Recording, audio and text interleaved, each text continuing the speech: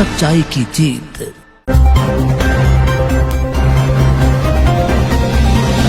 नमस्कार, आप देख रहे हैं सच्चाई की जीत न्यूज। सच को रखे हमेशा आगे। मैं अर्शी चौधरी। अबू आसिम आजमी ने बीजेपी पर साधा निशाना। संभल पहुंचे समाजवादी पार्टी के महाराष्ट्र के प्रदेश अध्यक्ष अबू आसिम आजमी ने लखीमपुर हिंसा पर सुप्रीम कोर्ट के द्वारा हिंसा की जिम्मेदारी न लेने को लेकर की गई टिप्पणी पर अबू आसिम आजमी ने घटना का जिम्मेदार बीजेपी को ठहराया है। अबू आसिम आजमी ने कहा कि जब गृह मंत्री के बेटे ने 8 लोगों को मार दिया है तो इसकी जिम्मेदारी और किसी की नहीं बल्कि बीजेपी को लेनी पड़ेगी और इस देश की बर्बादी की जिम्मेदारी बीजेपी को लेनी पड़ेगी। गुस्सा आएगा तो आंदोलन भी करेंगे और आंदोलन करना हमारा हक है। अंग्रेजों के समय में भी आंदोलन के लिए कोई अनुमति नहीं मिलती थी, लेकिन फिर भी गांधी जी ने एक मुट्ठी नमक को लेकर पूरे देश में आंदोलन किया था। इस तरीके से यह सरकार भी आंदोलन के लिए अनुमति नहीं देती है। ये अंग्रेजों की सरकार है या हिंदुस्तानियों की सरकार है। लखीमपुर में किसी भी नेता को न जाने देना और उनको हिरासत में लेना ये डेमोक्रेसी की पूरी तरह से हत्या है। यूपी सरकार के मृतकों के लिए किए गए अलार्म पर कहा कि हमारी मांग है कि सबसे पहले सरकार के अहंकारी मंत्री को जेल भेजा जाए और उसको बर्खास्त किया जाए। यह घटना केवल आज की नहीं बल्कि रोज की है। इससे पहले गोरखपुर में मनीष को पुलिस ने मार दिया। इस देश का अगर संविधान बचाना है तो इस सरकार को डिसमिस कर देना चाहिए। समाजवादी पार्टी के महाराष्ट्र प्रदेश अध्यक्ष अबू आसिम आजमी ने एनसीबी की कार्रवाई को लेकर बड़ा बयान दिया। शाहरुख खान के घर पर एनसीबी की रेड की तैयारी को लेकर कहा कि सुर्खियों में रहने के लिए शाहरुख खान बहुत अच्छा लगता है, लेकिन शाहरुख खान के बेटे से बहुत बड़े बड़े लोग मुंबई की हर गली में ये काम करते हैं। मुझे शाहरुख खान से कोई हमदर्दी नहीं है और उनको पकड़ा जाए। शाहरुख खान के बेटे से ज्यादा काम करने में लोग हैं। मैंने विधानसभा में 50 बार यह मुद्दा उठाया और मैंने सरकार से यह भी कहा कि यदि आप में दम नहीं है तो मुझे 1 महीने का समय अपनी विधानसभा में धंधा खत्म करने के लिए मांगा और कहा कि यदि 1 महीने में खत्म नहीं हुआ तो मैं इस्तीफा दे दूंगा। किसी के साथ अबू आसिम आजमी ने महाराष्ट्र पुलिस पर भी सवाल करते हुए कहा कि अगर पुलिस चाहे तो परिंदा भी पर नहीं मार सकता, लेकिन पुलिस झील देती है और हफ्ता लेती है। आज मुंबई में नारकोटिक्स फैशन बन गया है। आज मुंबई में घूमने वाले बेरोजगार यह कर रहे हैं या फिर बहुत ज्यादा अमीर अपनी ऐश के लिए ये सब करते रहे हैं। रिपोर्टर इस्लाम सलमानी। होम मिनिस्टर के बेटे की गाड़ी ने 8 लोग कितने मार दिया उसको, तो जिम्मेदारी तो बीजेपी को लेनी पड़ेगी। इस देश की बर्बादी की पूरी जिम्मेदारी बीजेपी को लेनी पड़ेगी। जनता देगी जिम्मेदारी उनको। और देख रहे हैं, सुप्रीम कोर्ट भी देख रहा है ना कि वो किसान बेचारा 10 महीने से बैठा हुआ है, वो क्रोधित हो रहा है, उसके अंदर रिएक्शन हो रहा है, परेशान है, उसके लोग मर गए, खेती नहीं कर पा रहे हैं वो लोग। तो ये बिल्कुल स्वाभाविक है कि गुस्सा आएगा, आंदोलन करेंगे। तो आंदोलन करना हमारा हक है। आंदोलन तो अंग्रेजों के ज़माने में क्या कोई परमिशन मिलता था क्या? गांधी जी आंदोलन कैसे करते थे? एक मुट्ठी नमक लेकर के एक मुट्ठी पूरे देश में आंदोलन उन्होंने किया, तो अंग्रेज तो परमिशन देता नहीं था। तो क्या ये अंग्रेज की सरकार है या हिंदुस्तानियों की सरकार है? ये परमिशन देते नहीं। अखिलेश जी जाना चाहते हैं, अखिलेश जी को गिरफ्तार कर लिया गया, कोई नेता वहाँ पहुँच नहीं सकता। उनको वहाँ पर कोई जगह बना देना चाहिए कि आप आइए, देखिए हालात को, देखिए आप उनको अपना वहाँ पर एक स्पोक्समैन रखना चाहिए, सच्चाई बयान करना चाहिए। आप इस तरह से लोगों को हिरासत में लेंगे, जेल भेजेंगे, केसेस करेंगे, तो मैं समझता हूँ डेमोक्रेसी की हत्या है। लेकिन सर अभी यूपी सरकार ने सर 45 लाख रुपए सर मृतकों के परिजनों को, घायलों को 10 लाख रुपए देने का ऐलान कर दिया। इसको लेकर क्या? सबसे पहले यूपी सरकार का मंत्री उसको जो है, पहले इतना अहंकार है ना, उसके बेटे को उसको जेल भेजा जाए, उस मंत्री को रिजाइन किया जाए। और ये वाकयात एक दिन के नहीं, रोज़ के हैं। इसके पहले इनकी पुलिस ने एक मनीष नाम के को मार दिया।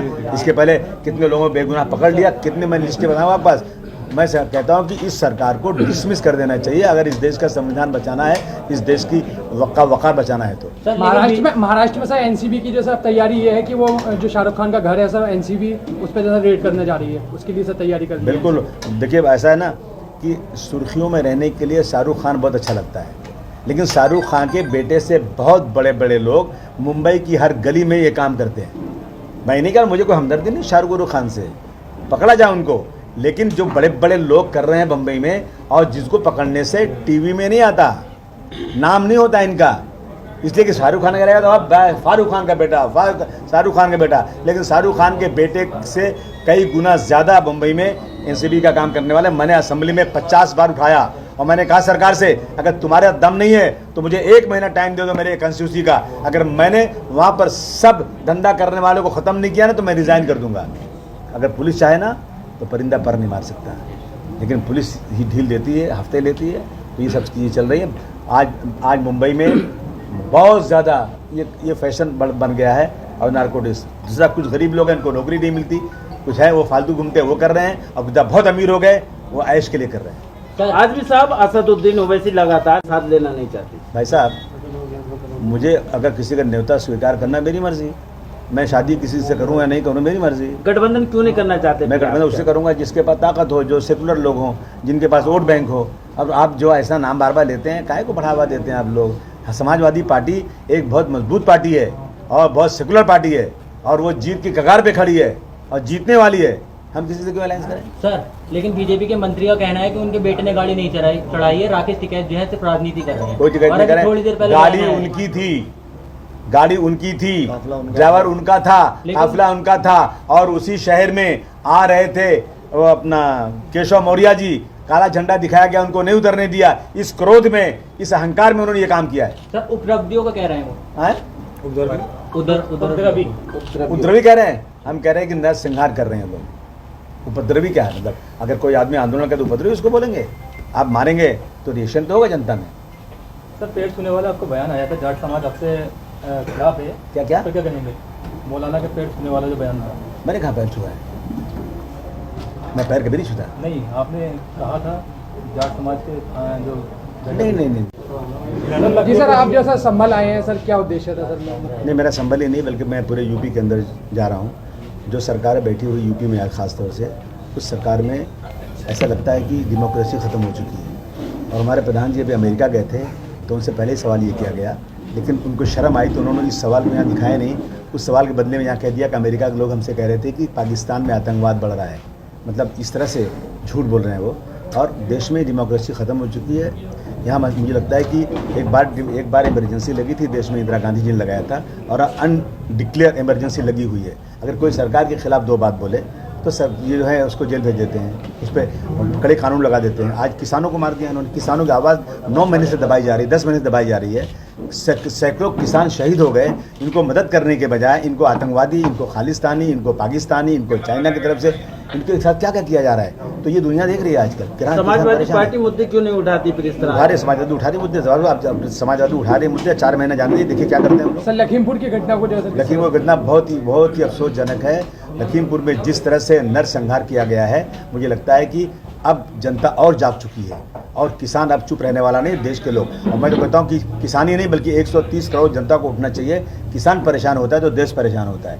किसान सबसे ज़्यादा एम्प्लॉयमेंट देश में किसी को मिलता है तो खेती से मिलता है, और आज किसानों की हालत इतनी ख़राब है जितनी अंग्रेज़ों के ज़माने ईस्ट इंडिया कंपनी ने किया था। ये सिर्फ और सिर्फ पूंजीपतियों को बढ़ाने के लिए ये किया जा रहा है। इसके खिलाफ पूरा देश इकट्ठा हो चुका है, सब इसकी मुखालफत। राजनीति में ये कहा जा रहा है, राजनीतिक दलों में, कि अब आजम खान को हटाकर अब अबू आजमी को लाया गया है। ये कहाँ तक सच है बात? इसमें कितनी सच्चाई? मेरी बात कहूँ तो मान जाएंगे अपना जी। मैं अल्लाह को हाजिर नाजिर कहता हूँ, मुझे किसी ने भेजा नहीं। फिर ये अफवाहें किसके द्वारा उड़ाई जा रही है? सुनिए ना, मेरी बात बोले सुनिए जी।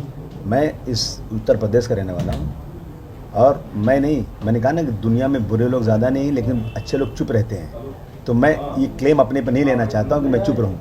मैं इस देश के संविधान को बचाने के लिए, इस देश की एकता को बचाने के लिए, हिंदू मुस्लिम भाईचारे को बचाने के लिए, इन फिरका परस्तों के खिलाफ लड़ने के लिए मैं सड़क पर निकला हूँ। और मुझे जानते हैं लोग, तो भीड़ लगाते हैं, आते जाते हैं। मैंने किसी पार्टी के अध्यक्ष को कभी फ़ोन नहीं किया कि मैं आ रहा हूँ। मैं जा रहा हूँ लोगों से अपने बारे में बात करने। आज़म भाई बहुत बड़े नेता हैं इस हमारे समाजवादी पार्टी के, और नेताजी मुलायम सिंह जी के बाद उनका ही नंबर आता था।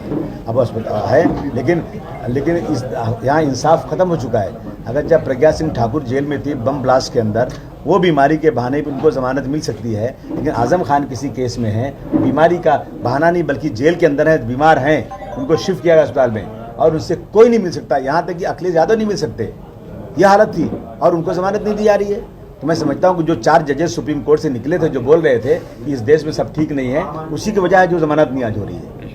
सर, लखीमपुर की घटना को लेकर अभी सुप्रीम कोर्ट ने टिप्पणी की है, और उसने कहा है कि बोले इस तरीके की जो घटनाएं होती हैं, जो हिंसाएं घटना होती हैं, उसकी जिम्मेदारी कोई नहीं लेता है। और जबकि किसान कहते हैं कि शांतिपूर्ण तरीके से जो हमारा प्रदर्शन जो जारी है, लेकिन जब घटना होती है तो कोई इसकी जिम्मेदारी सामने लेने नहीं आता। तो क्या माना? जिम्मेदारी तो लेनी पड़ेगी इन लोगों को, जिनका जब एक होम मिनिस्टर के बेटे की गाड़ी ने 8 लोग कितने मार दिया उसको, तो जिम्मेदारी तो बीजेपी को लेनी पड़ेगी।